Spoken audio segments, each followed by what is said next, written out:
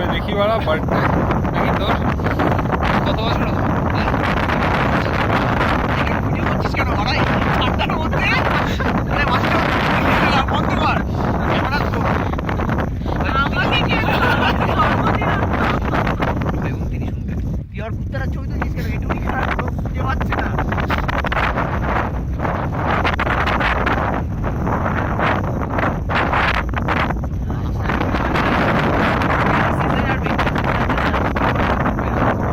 গাড়ি তো সবসময় রেখে দেবে